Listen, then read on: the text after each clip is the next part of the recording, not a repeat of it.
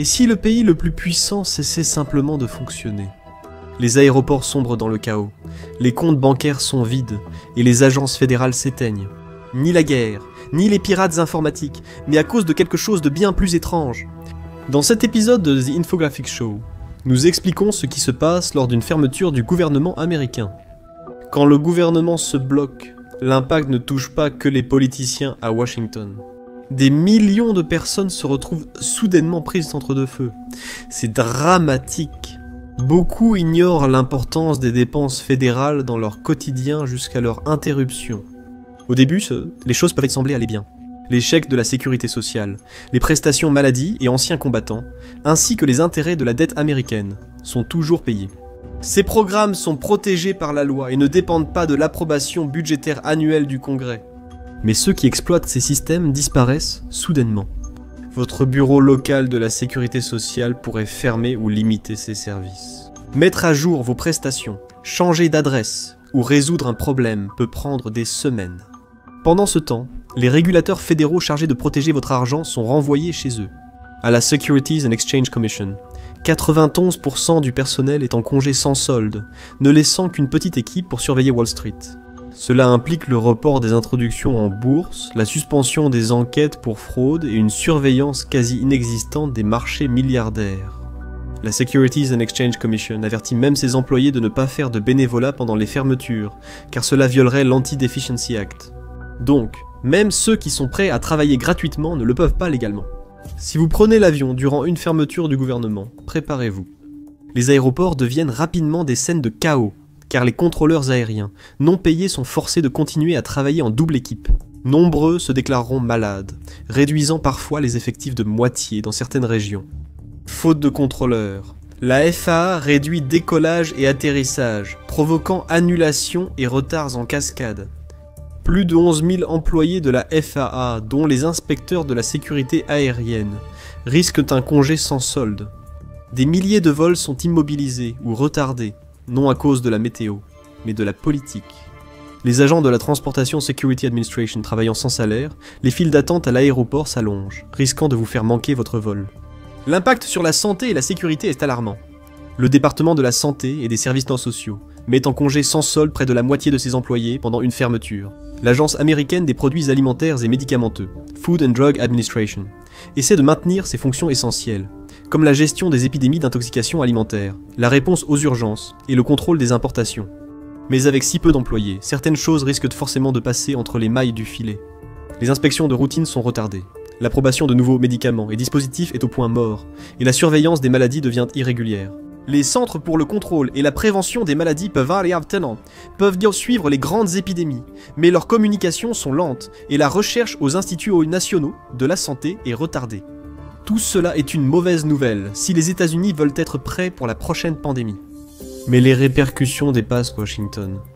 Une fermeture paralyse les bureaux fédéraux essentiels au pays. Les demandes de passeports et de visas sont bloquées. Les prêts aux petites entreprises et l'aide fédérale au logement sont retardés. Les étudiants attendant une aide financière ou des prêts sont dans l'incertitude, et même les permis environnementaux et projets d'infrastructure sont à l'arrêt. Chaque signature ou formulaire non traité fait perdre temps, argent et opportunités à de vraies personnes. Pour l'Américain moyen, une fermeture entraîne d'abord des désagréments. Files d'attente plus longues aux aéroports, retard d'ordre de passeport et paiements différés. Mais ils peuvent vite devenir bien plus graves. Plus la fermeture dure, plus on réalise combien de services dépendent d'un gouvernement fédéral fonctionnel. C'est ça le plus frustrant. Ce n'est ni une catastrophe naturelle, ni une cyberattaque, ni une attaque terroriste. C'est entièrement causé par ceux que les Américains élisent pour les représenter. Quand le gouvernement s'arrête, la douleur n'est pas également partagée. Pour les citoyens aisés, la fermeture du gouvernement est un simple désagrément, mais pour ceux dépendant des programmes publics, leur vie entière pourrait s'effondrer. Prenez les prêts immobiliers. De nombreux prêts et programmes d'achat de logements garantis par l'État dépendent des agences fédérales. Quand l'autorisation budgétaire expire, les nouvelles approbations sont bloquées, les frais de clôture retardés et certaines transactions échouent. Une famille bénéficiant d'un prêt hypothécaire garanti voit soudainement sa maison rêvée remise en cause. Les programmes d'aide alimentaire sont une bouée de sauvetage pour en moyenne 417 millions de personnes par mois, soit 123% des résidents américains. Les programmes comme le Supplemental Nutrition Assistance Programme ex-bons alimentaires sont souvent préfinancés, assurant le maintien temporaire des prestations. Mais les gouvernements des États dépendent des instructions et des fichiers fédéraux pour les distribuer. Un retard d'information peut faire manquer les délais de traitement aux États, et cela signifie des paiements retardés ou interrompus, laissant les familles se démener pour mettre de la nourriture sur la table. Il y a aussi le Women, Infants and Children Programme de nutrition pour femmes, nourrissons et enfants. Contrairement au Supplemental Nutrition Assistance Programme, le Women, Infants and Children est un programme discrétionnaire et dépend des crédits annuels. Il est donc très vulnérable à une fermeture du gouvernement. Lors des précédentes fermetures, le Women, Infants and Children est resté ouvert un temps grâce aux fonds reportés ou réserves des États. Avec la clôture budgétaire début octobre 2025, les États n'ont souvent pas encore de nouveaux financements. Si la fermeture dure plus de 2 semaines, le Women, Infants and Children pourrait manquer de fonds et devoir réduire ou suspendre les prestations. La question est donc, comment les élus peuvent-ils dormir, sachant que leurs décisions privant de nourriture femmes enceintes et enfants? Les soins de santé sont un autre domaine où les personnes vulnérables souffrent de manière disproportionnée. Medicaid et Medicare restent légalement autorisés et continuent, mais les mécanismes qui les sous-tendent ne sortent pas indemnes. Pénurie de personnel, gel des inscriptions, retard de traitement et annulation de rendez-vous s'accumulent. Les services sociaux, la gestion de cas et la sensibilisation qui aidera les populations à faible revenu, et les personnes âgées qui peuvent ne pas fonctionner du tout. Les usagers des centres de santé communautaires ou cliniques fédérales peuvent subir une baisse du personnel ou des horaires, faute de renouvellement des subventions. Et puis, il y a les familles de militaires. Les membres des forces armées sont censés se présenter et protéger le pays, mais ils ne sont pas forcément payés. C'est un gros problème pour les soldats, marins et pilotes, dont la famille dépend de leur salaire. Sans financement d'urgence du Congrès, leur salaire pourrait être retardé ou absent, laissant les familles de militaires dans l'incertitude. En plus de tout cela, la réponse aux catastrophes et les protections en matière de logement sont également affectées. La suspension du programme national d'assurance contre les inondations retarderait l'approbation des prêts hypothécaires pour les propriétés concernées. Si l'aide d'urgence lors de catastrophes reste jugée essentielle, les autres missions des agences de gestion des catastrophes ne le sont pas. Si une tempête majeure frappe, les programmes de nettoyage à long terme, de reconstruction ou de subvention pourraient ne pas être financés. Si la fermeture dure, la Federal Emergency Management Agency pourrait manquer de fonds pour des activités hors réponse immédiate. Cela pourrait entraîner de grandes souffrances pour les personnes qui ne se sont pas remises d'une catastrophe naturelle précédente. Concentrons-nous maintenant sur les employés fédéraux eux-mêmes, qui est considéré comme essentiel et dont le poste pourrait être menacé. Lorsque le gouvernement ferme, un paradoxe brutal s'installe. Des milliers d'employés fédéraux sont obligés de travailler sans être payés. Cela paraît illégal, mais c'est la réalité pour les employés du gouvernement américain. Chaque agence fédérale doit classer ses employés en 2 catégories lors d'une fermeture, essentiel et non essentiel. Seul le personnel essentiel continue de travailler. Le personnel non essentiel est mis en congé sans solde, ce qui signifie qu'ils sont temporairement mis en congé non payé. Le plus fou, c'est que même les essentiels ne sont pas payés durant la fermeture. Selon la loi sur le traitement équitable des employés du gouvernement de 2019, les travailleurs fédéraux recevront un paiement rétroactif après le rétablissement du financement, qu'ils soient en congé sans solde ou obligés de travailler. En attendant, beaucoup vivent à crédit, reportent leurs factures ou empruntent pour s'en sortir, espérant que l'impasse à Washington finisse avant d'épuiser leurs économies. Parmi les groupes les plus visibles et éprouvés à travailler sans salaire figurent les contrôleurs aériens, les agents de la Transportation Security Administration et la sécurité aéroportuaire. Ces emplois sont jugés essentiels à la sécurité nationale, mais pas assez pour un financement continu en cas de fermeture. Les contrôleurs géraient le trafic aérien et les agents de Transportation Security Administration contrôlaient les passagers, bien qu'ils sachent qu'ils ne seront pas payés. Nombreux travaillent en double service, souffrent d'une fatigue constante, et certains aéroports rencontrent des absences dès le premier jour de fermeture. Les autorités du transport avertissent que manquer le travail, même en signe de protestation, pourrait entraîner un licenciement. Il n'est pas rassurant de savoir que la sécurité de votre vol dépend de personnes effectuant des doubles services non rémunérés. La même histoire se répète de l'autre côté des frontières du pays. Les agents des douanes et de la protection des frontières, l'Immigration and Customs Enforcement, les agents de la patrouille frontalière et la plupart des employés du département de la sécurité intérieure sont considérés comme essentiels. Ils doivent travailler pendant la fermeture. Selon le plan d'urgence du département de la sécurité intérieure, environ 95% de ces près de 272 000 employés restent en poste pendant une fermeture, parce que leur rôle consiste à protéger la vie et les biens. Le département de la justice fonctionne de la même manière. Environ 90% des effectifs, dont FBI et Drug Enforcement Administration, travaillent en toujours, malgré la suspension de leur salaire. Ces agents, détectives et procureurs luttent contre la criminalité et protègent la nation, tout en s'inquiétant discrètement de leurs loyers et courses. L'impact dans la santé est tout aussi complexe. Les hôpitaux fédéraux, comme ceux des affaires des anciens combattants, et des services de santé indiens, restent souvent ouverts pour les soins critiques. Leur personnel subit toujours la pression. De nombreux infirmiers, médecins et prestataires de télésanté contractuels du gouvernement fédéral pourraient ne pas recevoir de paiement rétroactif, car ils n'ont pas les protections salariales gouvernementales. Les soins essentiels continuent, mais avec moins de personnel, des services retardés et des professionnels incertains quant à leur rémunération. Pendant ce temps, d'autres employés fédéraux qui font fonctionner le pays discrètement en coulisses se retrouvent également dans une situation d'incertitude. Les prévisionnistes de la National Oceanic and Atmospheric Administration, les experts en cybersécurité et les analystes du renseignement travaillent sans interruption, car tempêtes, cyberattaques et menaces nationales ignorent les congés politiques. Pour ceux qui travaillent encore, la fermeture du gouvernement est un problème bien plus personnel que financier. L'absence de salaire signifie devoir retarder les paiements de prêts immobiliers et de cartes de crédit, emprunter de l'argent ou puiser dans leurs économies. Au-delà de l'impact financier, c'est un coût au moral. Beaucoup de fonctionnaires fédéraux consacrent leur vie à des missions plus grandes qu'eux, comme protéger les parcs nationaux, avertir la population des intempéries ou assurer la sécurité de la nation. Une fermeture leur dit, sans équivoque, que leur travail n'est pas assez important pour être financé. Il est également important de souligner que ce n'est pas seulement l'argent destiné au salaire qui cesse de circuler lors d'une fermeture, mais aussi le financement de recherche vitale qui s'arrête.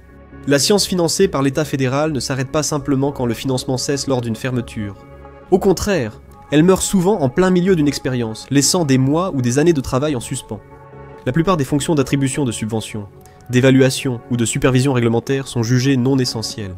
Les fermetures ont entraîné l'annulation de créneaux réservés sur les instruments des laboratoires nationaux, la fermeture de sites de recherche sur le terrain situés sur des terres fédérales, ainsi que des retards dans les collaborations internationales et les renouvellements de contrats.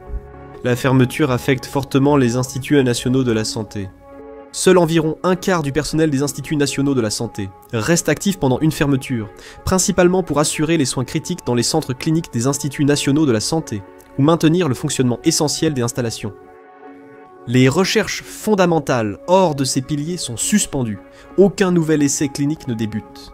Les évaluations par les pairs, les réunions du conseil consultatif et les nouvelles subventions externes cessent totalement. Les universités et les instituts de recherche ressentent immédiatement le gel pendant une fermeture. Nombreux sont ceux qui comptent sur la communication avec les agences fédérales pour gérer subventions, retraits de fonds et rapports, notamment lors des fermetures. Ces canaux sont coupés. Avec les responsables de programmes en congé sans solde, les chercheurs ne peuvent pas obtenir de réponse à des questions cruciales. Les dégâts sont visibles sur le terrain. Des études environnementales dans les forêts ou rivières pourraient devoir s'arrêter en cours de saison. Les expériences menées sur des terres confédérales ou dans des stations de surveillance du climat nécessitant du personnel, de l'énergie et des permis, dont beaucoup disparaîtront en cas de fermeture. La fermeture des sites nationaux de recherche peut interrompre la continuité des données à long terme. Enfin, le problème majeur, la recherche sur les virus émergents et les vaccins cesse totalement.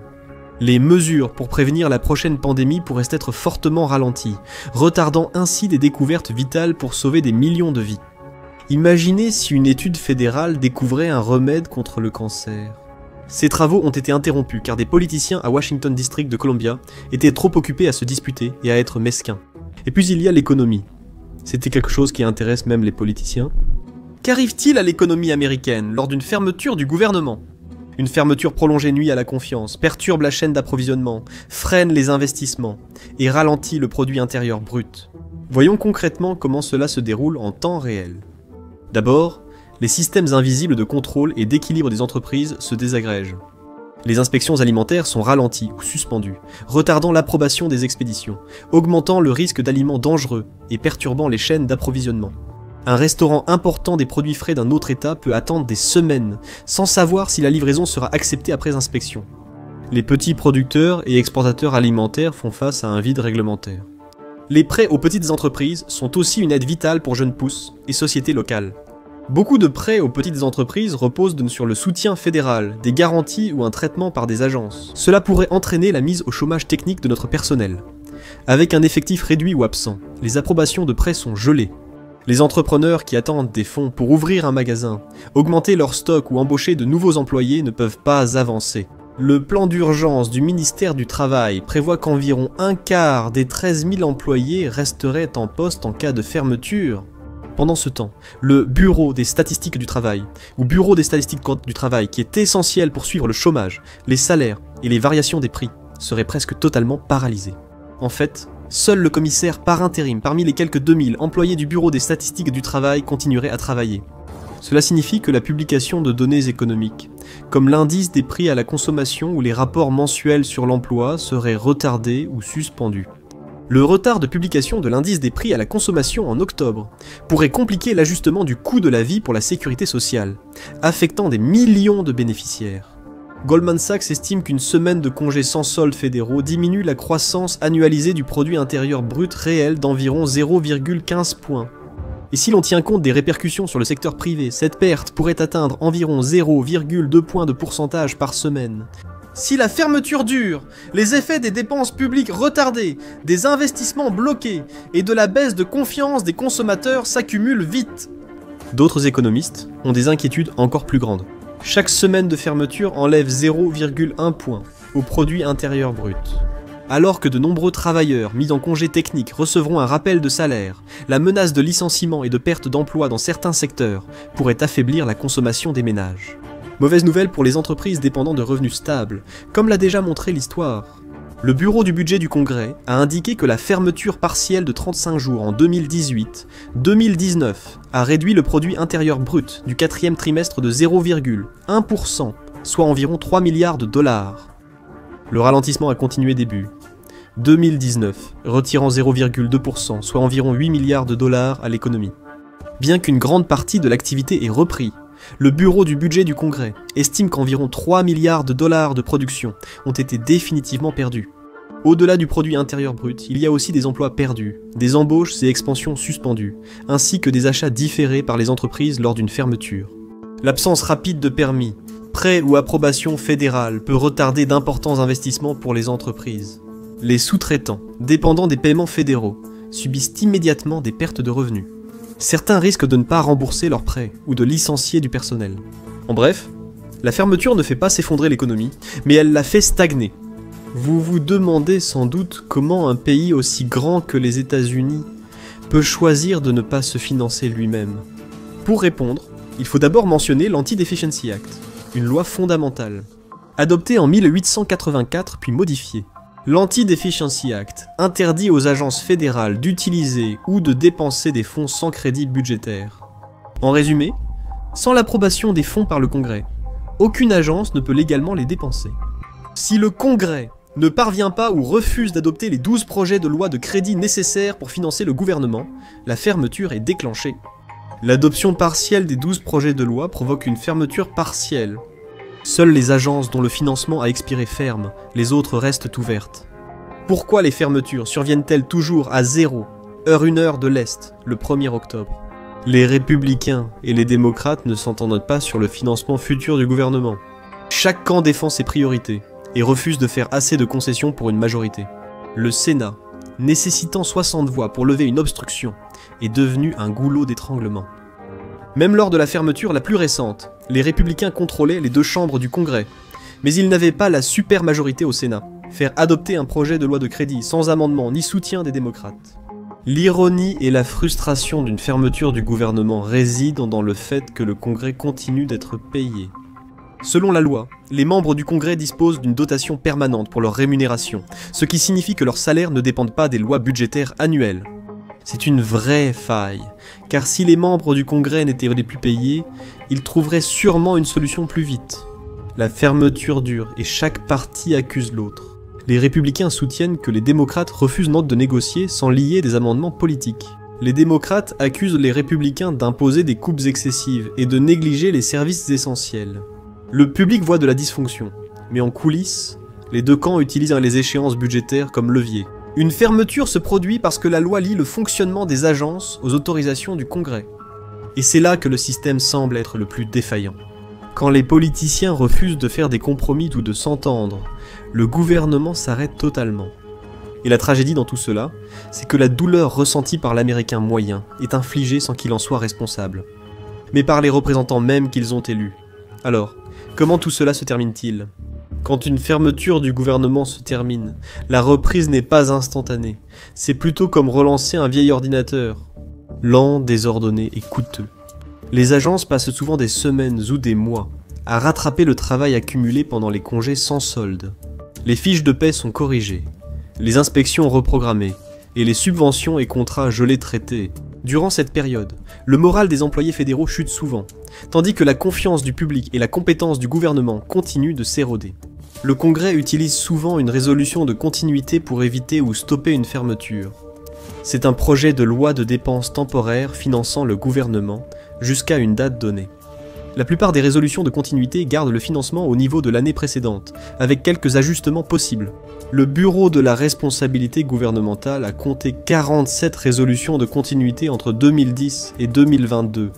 Elles ont duré d'un seul jour à presque 6 mois. Bien que les résolutions de continuité permettant de maintenir les services, elles créent des difficultés pour les agences. Le personnel doit se préparer à d'éventuelles fermetures et à un financement temporaire. Des gels d'embauche peuvent être imposés, et les priorités stratégiques peuvent être retardées.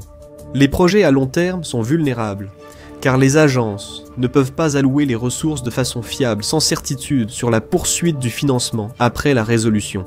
Le processus de sortie d'une fermeture implique souvent des négociations intenses au Congrès. Les deux chambres doivent adopter un projet de loi de financement, et le président doit le promulguer. C'est un jeu à enjeux élevés, un compromis est toujours nécessaire.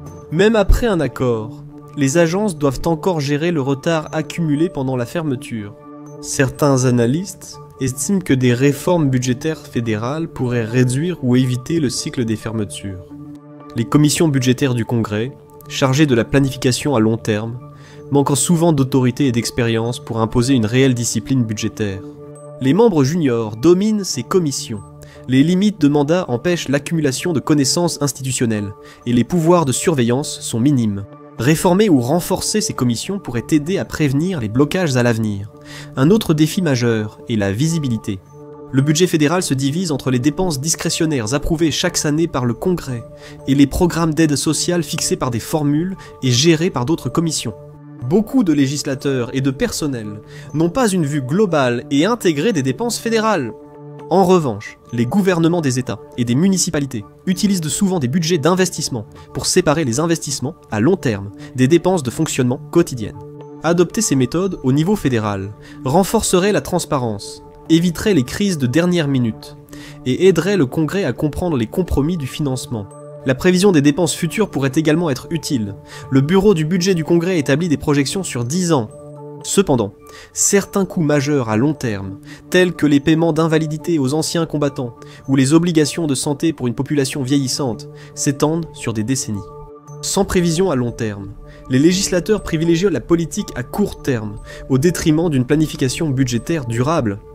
Donc à moins que des réformes ne soient mises en place, il y a une triste vérité sur laquelle on peut compter. Après chaque fermeture, un nouveau compte à rebours démarre. Et c'est simple, ces crises ne sont pas des accidents. Elles sont intégrées dans le système. Chaque fermeture prouve la même vérité troublante. L'Amérique est un pays divisé. Les blocages sont intégrés au processus budgétaire fédéral.